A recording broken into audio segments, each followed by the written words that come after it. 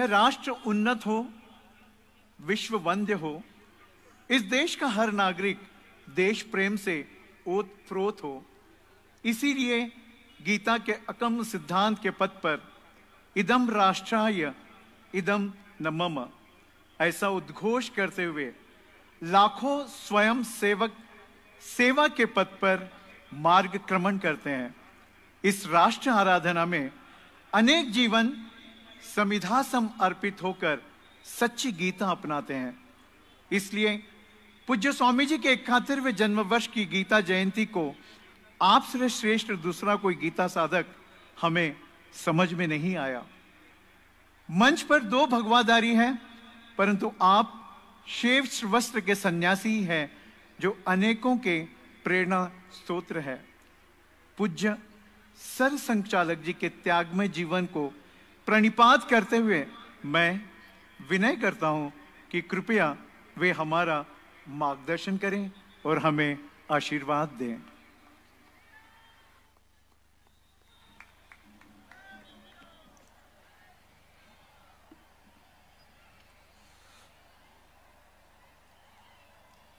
परम श्रद्धेय स्वामी गोविंद देव गिरी जी महाराज, परम श्रद्धेय स्वामी रामदेव जी महाराज, उपस्थित श्रद्धेय संत वृंद, दोनों मंचों पर बैठे हुए अथवा मंच के नीचे भी बैठे हुए सभी मान्यवर सुधी नागरिक जन, माता भगिनी और मेरे विद्यार्थी मित्रों, अब तो आपने जो प्रदर्शन देना था वो भी हो गया और जो गीता पठन करना था वो भी हो गया। आज के इस प्रसंग पर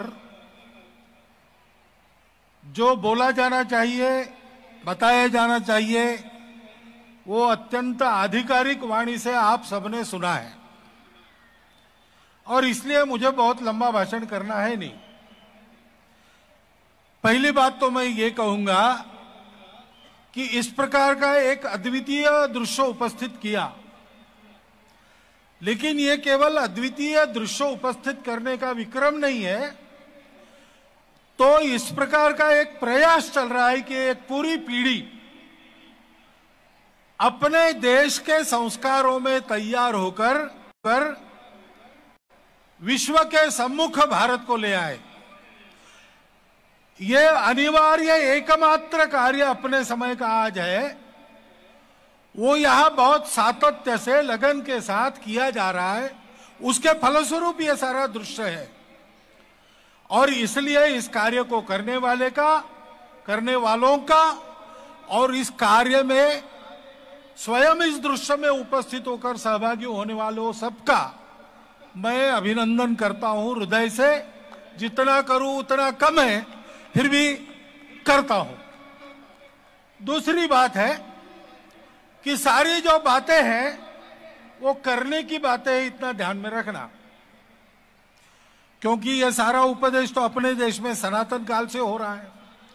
कभी हम सुनते हैं, कभी नहीं सुनते हैं, बहुत सारे ग्रंथ हैं, हम पढ़ते भी हैं, परंतु ये जब हम करते हैं तो हम सब लोगों को ध्यान में रखना चाहिए कि कहना, स्मरण में रखना और आचरण में लाना, यहां तक वो बात जानी चाहिए, क्योंकि बात आचरण की है।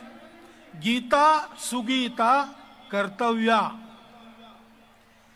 गीता सुगीता कर्तव्या, कर्तव्या कहने के बाद कहा है कि अन्य शास्त्र विस्तरे। एक सेकंड, स्वयं सभी बच्चों को, मुलांनो आणि त्यांच्या शिक्षकांना एक विनंती आहे की आपण अशा एका अत्यंत त्यागमय जीवनाला ऐकतो, पुढची 5 मिनिटं शांतपणे खाली बसावं, कृपया विनंती आहे सगळ्यांना। ते बराच त्याला त्यांची स्वाभाविक गोष्ट आहे, तीच करतात ते। तो ये करने की बात है और वो करना ध्यान में रहना चाहिए। करते समय बाधा अपनी ही रहती है। अर्जुन को अपनी बाधा थी। अर्जुन ने प्रश्न क्यों पूछा? वो तो लड़ाई के लिए ही आया था।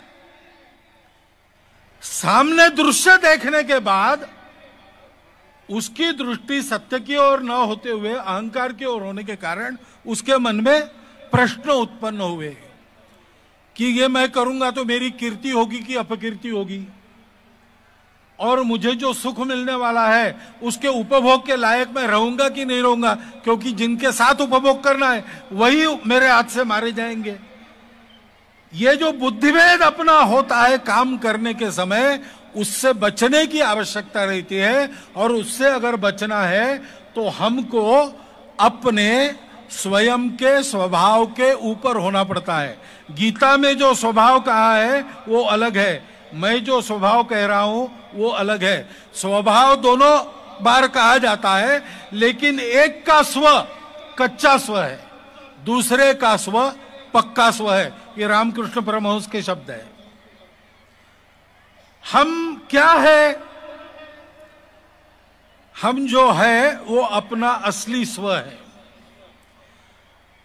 लेकिन हमारी दृष्टि बाहर है और शरीर मन बुद्धि दोनों बाहर को देख रहे। हमको लगता है बाहर को देखने वाला, उसका सुख या दुख मानने वाला, ये जो शरीर मन बुद्धि का पैकेज है वो पैकेज हम है। आजकल असली वस्तु नहीं रही तो भी पैकेज अच्छा रहा, एडवर्टाइजमेंट अच्छी है तो हम खरीदते हैं। वस्तु कैसी है उसका महत्व नहीं देते। यही बात हम अपने जीवन में करते हैं। हम जो असली है वो इस शरीर मन बुद्धि के रुचि अरुचि के राग द्वेष से, इसके लाभ अलाभ से परे है। इसीलिए सुख दुखम समे कृत्वा लाभा लाभौ जया जयौ। लेकिन हम इसको अपना मान बरतते और इसको छोड़ते नहीं। इसी को कहते हैं कि हमारा अहंकार है, अपनी वाली है, अपनी हेकड़ी। एक भिखारी था, उसको एक तरुण भिखारन मिल गई, वो भी तरुण था। दोनों ने तय किया विवाह करना। अब विवाह के लिए पैसा चाहिए, तो भिखारी ने कहा कि हाँ, मुझे एक फूटी कौड़ी मिली थी 2 दिन पहले, मैंने अपने नगर के उत्तर दरवाजे के बाहर गाड़ के रखी है, चलो उसको ले आते हैं, विवाह करते। दोनों लगे जल्दी जल्दी जाने, आगे भिखारी, पीछे उसकी वाग्दत्ता भिखारी। अब जाते जाते जाते ऐसा हुआ कि सामने से राजा की सवारी आ रही, सारा श्रृंगार हुआ है, पताकाओं से नगर पूरे रास्ते सजे हैं, रंगोली सम्मर्जन सब कुछ हुआ है, और लोग भी जमा है अच्छे अच्छे वस्त्र पहनकर। एड़िया उठा उठा कर राजा दिखता है क्या देख रहे, राजा की सवारी आ रही है, सरदार दरजदारों के साथ, ललकारियों वाद्यों के नगाड़ों के बजने के साथ हाथी पर राजा बैठा, अपने प्रजा को कृपा दृष्टि से और अपने मन में अहंकार करके देखते देखते आ रहा है। अब इनका ध्यान ही नहीं इन दोनों का, इनको तो अपने शादी की पड़ी है। वो ठेला ठेली करके उस भीड़ को चीरते हुए उल्टी दिशा में जा रहे। हाथी पर से राजा ने देखा कि सारे प्रजाजन मुझे देख रहे, मेरी जय कर रहे, और ये 2 लोग हैं बिल्कुल फटे हाल है, ऐसी तो कोई प्रतिष्ठा नहीं। लेकिन राजा को देखना छोड़ के ये किस धुन में कहां चले जा रहे हैं। उसने, और हाथी पर से ही प्रधान जी बाजू चल रहा था दाहिने तरफ, उसको कहा प्रधान जी उन दोनों का बिल्कुल ही ध्यान नहीं है, देखिए क्या है। प्रधान जी गए, उन्होंने अपने सेनापति को कहा कोई है दो जरा दिखिए। सेनापति ने हवालदार को, हवालदार जैसे होता है सरकारी काम में, ऑर्डर चलते रहता है पहले नीचे तक, फाइल जाते रहती है। फाइल जब सिपाही के पास पहुंची, सिपाही पहुंचा, उन दोनों को रोका, है क्या कर रहे हो? तो छोड़िए हवलदार साहब, हमको जाना है। अरे कहाँ जाना है? राजा जा रहा है, देख नहीं रहा। नहीं मार रहा है, जब छोड़ दीजिए आप, हमको जल्दी है ना, सब लोग देख रहे हैं, हम जा रहे हैं। वो तो क्या इतनी बड़ी है? नहीं हमको अभी शादी करनी है, अब जल्दी में एक फूटी कौड़ी हमारी है वो लानी है। तो हंसा, अरे बाबा महाराज याद कर रहे तुमको। नहीं महाराज को हम कभी फिर मिलेंगे, अभी हमको जाने दो। अभी इनको तो शादी के पड़ी, ये क्या बेचारे गरीब फटेहाल, इनका कोई भविष्य नहीं है। उनको क्या पड़ा है राजा से, राज्य से, कौन होता है कौन नहीं होता है, उनको कुछ नहीं। तो सिपाही ने वापस भेजा, फाइल वापस जाते जाते राजा के पास संदेशा पहुंचा कि ये मामला है। तो राजा ने कहा उनको रोको, मेरे सामने लाओ। राजा ने हाथी रोक दिया, दौड़े सिपाही लेके आए उनको। राजा ने कहा क्यों, कहां जा रहे हो? उत्तर दरवाजे के पास फूटी कौड़ी पड़ी है हमारी, वो ले आनी है, फिर हम दोनों को शादी करनी है। तो बोले अरे क्या शादी, नहीं महाराज हमको जानी चाहिए, अब मत रुकिए, इतना बहुत विलंब हो रहा है। तो बोले अरे भाई मैं देता हूं तुमको, एक सोने की मुद्रा देता हूं।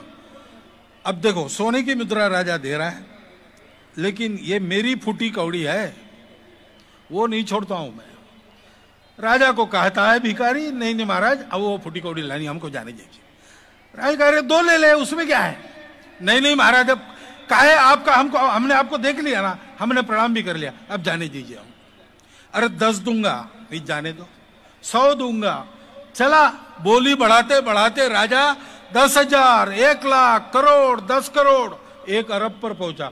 नहीं तो फिर राजा ने बहुत गुस्सा होकर कहा, देख अब आखिरी बताता हूं, रुक जा, तेरे को आधा राज दे दूंगा यहीं पर। अब वो भिखारी फिर से कहने वाला था कि महाराज नहीं हमको छोड़ दीजिए, हम अपनी फूटी कौड़ी ले आते। लेकिन माता बहनें ज्यादा व्यवहार चतुर होती है, तो वो जो थी भिखारन, उसने इसका पल्लू खींच के कहा फटे शर्ट का कि देखो देखो ये राजा गुस्सा होगा ना तो मिलेगा तो कुछ नहीं, जाने को भी नहीं मिलेगा, ये गर्दन मार देगा अपनी, तो अभी कह रहा है उससे राजी हो जाओ। तो इसने कहा ठीक है महाराज, चलो आप कहते हैं तो मान लिया। तुरंत राजा ने जल मंगवाया, पुजारी मंगवा, पुरोहित मंगवाए, और वहीं पर रास्ते पर सारी जनता के सामने आधे राज्य का दान उसको करके उसको राजा घोषित कर दिया। चलो हो गया। फिर ये उठ खड़े हो गए, तो राजा ने कहा महाराज आप अब हमारे समतुल्य हो गए, तो राज्याभिषेक का बाद का पहला भोजन अभी हमारे साथ चलकर हमारे महल में हमारे साथ कीजिए। तो इसने कहा ठीक है महाराज आप आगे हो जाइए, मैं आता हूं। तो आप कहां जा रहे हैं? तो लोग कौड़ी, फूटी कौड़ी लानी है ना। ये दशा होती है व्यवहार में, इससे सावधान रहना है, क्योंकि बहुत परीक्षाएं होती है। 3 बालक थे, बूढ़ी मां थी, क्या उसका नाम था? उसका नाम गीता था कि भारती था पता नहीं, कोई कहते गीता था, कोई कहते भारती था, कोई कहते दोनों एक ही है। उस मां ने बड़ा अपना हृदय का प्यार उंडेल कर तीनों भाइयों को 1-1 साल का अंतर था, पाल पोस पर बड़ा किया। और जब जवान हो गए तो विचार करने बैठे अब आगे क्या करना।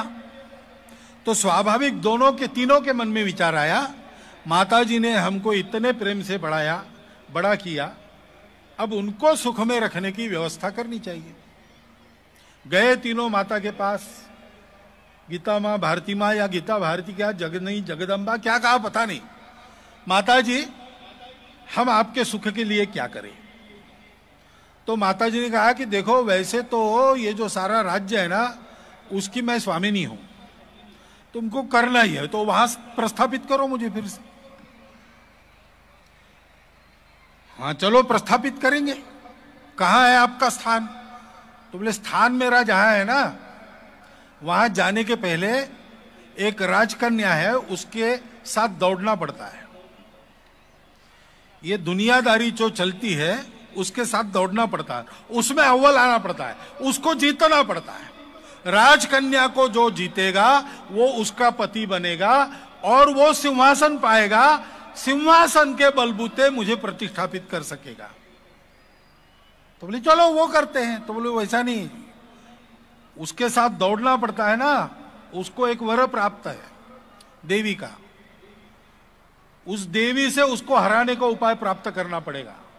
देवी दूसरी दिशा में एक जंगल के पार बसती है, उसके तालाब, उस मंदिर के सामने तालाब में एक कमल है, वो कमल उसको अर्पित करने से वो उपाय बताएगी।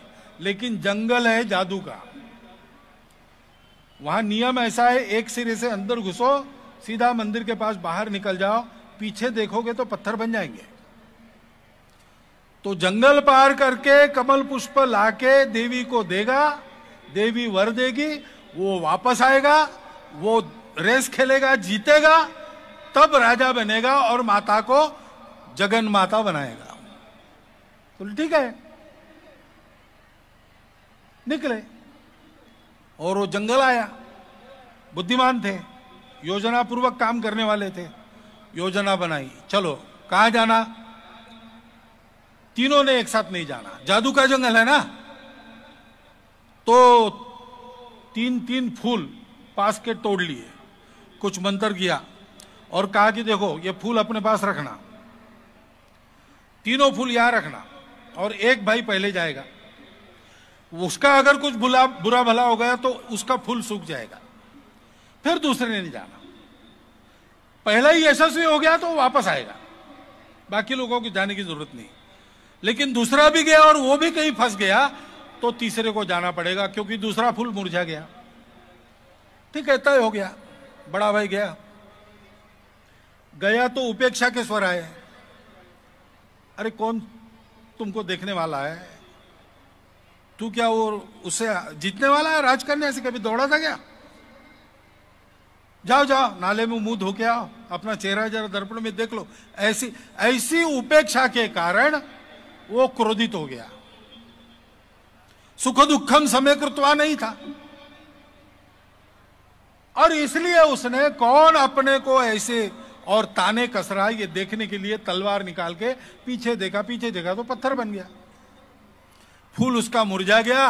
दूसरा भाई अंदर घुसा, उसको तो चिढ़ाने वाली आवाज नहीं आई, लेकिन डराने वाली बहुत आई। अच्छा काम करने को निकलते हैं तो बाधाएं आती ही है और बाधाएं डाली भी जाती है।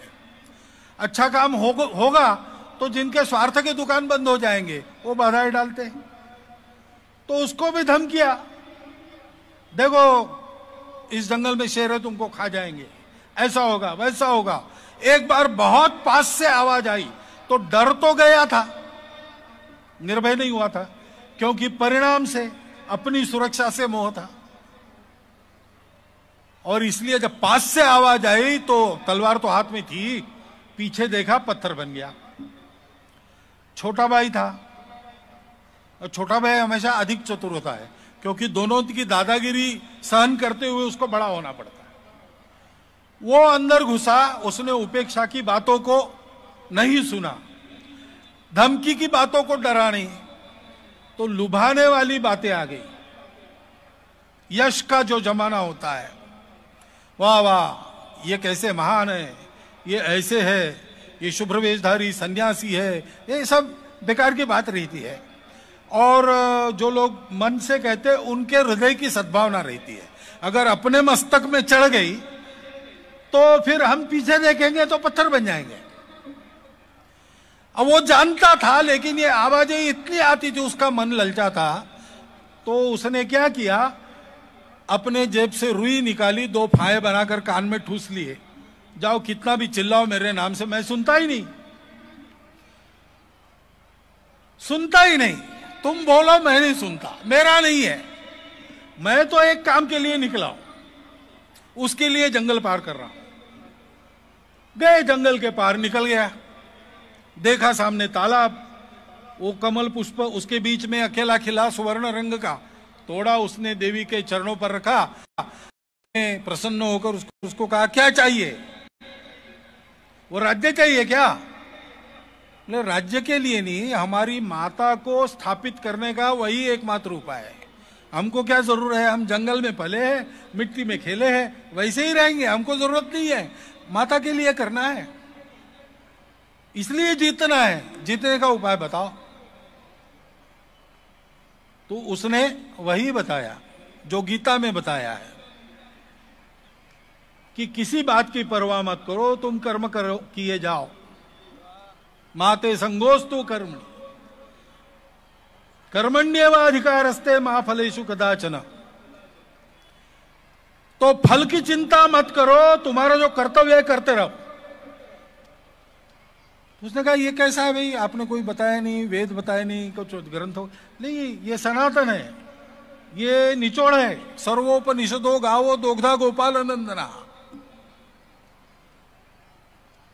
बोले अब मैं पार कैसे जाऊंगा जंगल के? तो बोले अब तुम्हारा सामर्थ्य हो गया, इस तालाब का पानी लेके जाओ, जहां छिड़कोगे वहां जो पत्थर बना है जिंदा हो जाएगा। वापस उस जंगल से आया, सारे समाज को जागरूक करते करते अपने साथ लेकर पहुंचा और कहा कि मुझे रेस खेलनी है। बहुत लोग खेले थे और हार गए थे। राजा ने कहा कि ये मेरी लड़की है ना, उसको देवी का वर प्राप्त है, तुम जीत नहीं सकोगे, फालतू जिंदगी क्यों बर्बाद कर रहे हो? उसने कहा मुझे उसकी चिंता नहीं, जिंदगी बर्बाद होती क्या होती है, क्योंकि जिंदगी आखिर मृत्यु में बदलने वाली है। जिसको हम जीवन मेरा जीवन कहते हैं, वो हमारे ऊपर से चला जाएगा। हम कहाँ जाएंगे किसी ने देखा नहीं, किसी ने आकर बताया नहीं, केवल गीता जानती है। 2 प्रकार के मार्ग वो बताती है। तो क्यों हमने ये करना?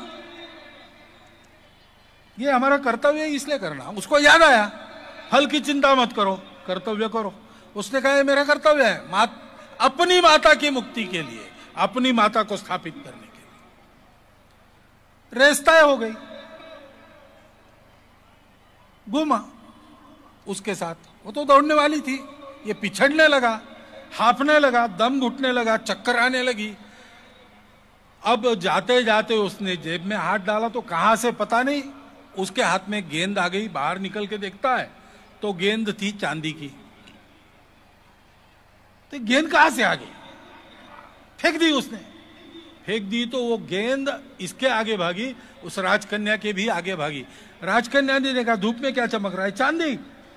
अरे वाह, मैं राजा की कन्या हूं, मेरे पास गेंद नहीं है चांदी की, इस भिखारी के पास है, और ये तो मुझे हरा नहीं सकता। मैं जाके गेंद प्राप्त कर लूंगी और फिर इसके आगे चली जाऊंगी। वो गेंद के पीछे चली गई। इसने दौड़कर एक पहला राउंड पूरा कर लिया, पहले राउंड में जीत गया। दूसरे बार वही हालत होने लगी, फिर से इसका बाएं हाथ बाएं जेब में गया, वहां दूसरी गेंद मिली सोने की। उसको उसने उछाला, वो राजकन्या के आगे भागी, राजकन्या सोने के पीछे गई। ये अपना कर्तव्य करता रहा, फल के पीछे नहीं भागा। मां फलेषु कदाचन, दौड़ने का कर्तव्य करता रहा, जीत गया। तीसरे बार हीरे मोतों से जड़ी, मोतियों से जड़ी ऐसी गेंद मिली, उसके सहारे तीसरा राउंड भी जीत गया, यशस्वी हो गया। तुरंत उसको विवाह के लिए राजमहल में ले गए, विवाह संपन्न हो गया। उसके पहले उसको माता जी को लाया गया सम्मान के साथ। तब सबको पता चला कि ये तो यहाँ की शाश्वत राज देवी है, राजमाता है। इस राज्य का होना न होना इसी की कृपा पर निर्भर रहता है। बहुत दिनों से ये नहीं थी तो हालत खराब थी, अब ये आ गई, हम ठीक होंगे। सबको आनंद हो गया। और सामने हमारे पत्रकार बंधु है, वो कैसे चुप रहेंगे? वो भी पहुंच गए वहां पे, जब पहुंचते ही है, पहुंचना भी चाहिए। उन्होंने अपना वो आगे करके पूछा कि आप कौन से साबुन का इस्तेमाल करते हो जो जीत गए राजकन्या से? तो उसने कहा साबुन या टूथपेस्ट से आदमी नहीं जीतता, अपना कर्तव्य करना, मोह, आकर्षण, उपेक्षा, डर, मोह, इन सब से दूर होकर करते रहना, ऐसा करने से जीतते हैं। यह संदेश है। तो जरा अपना आत्म परीक्षण करना कि कितनी छोटी छोटी कारणों से हमारे सामान्य कर्तव्यों को भी कभी कभी हम छोड़ देते हैं।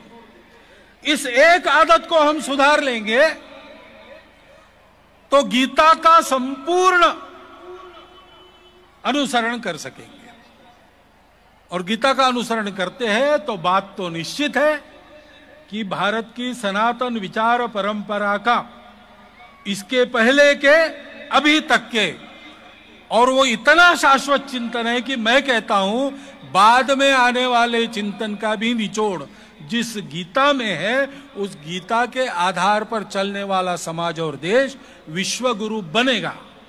उसका समय आया है, ये बात होनी है, निमित्त हमको होना है, हम अपनी योग्यता उत्पन्न करें। इतनी एक बात कह के मैं अपने 4 शब्द पूरे करता हूं।